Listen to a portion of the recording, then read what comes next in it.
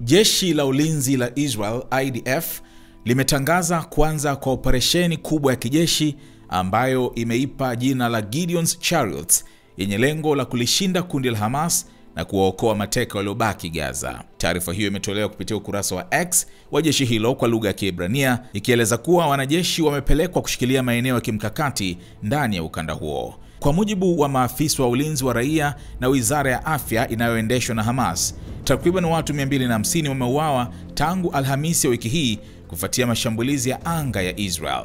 IDF imesema kuwa imeshambulia zaidi ya shabaha 150 za Hamas ndani ya saa 24. Operesheni hii imefuatia kuvunjika kwa usitishaji vita wa miezi miwili mwezi Machi, hali iliyopelekea Israel kuweka marufuku ya misaada ya kibinadamu kuingia Gaza.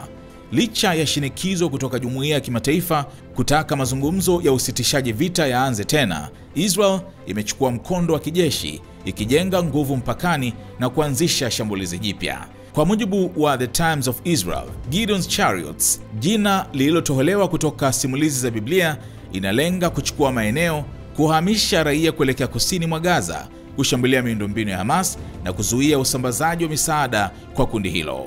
Waziri Mkuu wa Israel Benjamin Netanyahu mapema mwezi huu alisema kuwa Israel ilikuwa inajiandaa kuingia Gaza kwa nguvu ili kuteka na kudhibiti maeneo, lakini operesheni hiyo ilicheleweshwa hadi Rais wa Marekani Donald Trump alipomaliza ziara yake ya Mashariki ya Kati Ijumaa hii. Trump alikiri hali mbaya ya kibinadamu Gaza, akisema watu wengi wanakufa njaa. Kamishna mkuu wa haki za binadamu wa Umoja wa Mataifa Volker Turk alikosoa hatua za Israel, akielekeza kuwa uharibifu wa maeneo ya makazi, kuwalazimisha watu kuhama na kuzuia misaada ni ukiukaji wa sheria za kimataifa na unaashiria jaribio la usafishaji wa kikabila.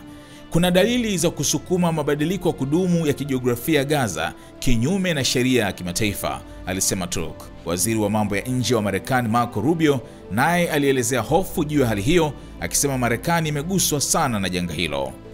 Tathmini ya usalama wa chakula iliyoidhinishwa na Umoja wa Mataifa na kuchapishwa Jumatatu imeonya kuwa wakazi wa Gaza wako katika hatari kubwa ya njaa kali. Hata hivyo, serikali ya Israel imekanusha madai kuwa kuna upungufu wa chakula.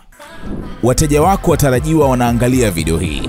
Kama biashara yako ingeonekana pamoja na unachokiangalia sasa, wengi wangegeuka kuwa wateja wako wapya.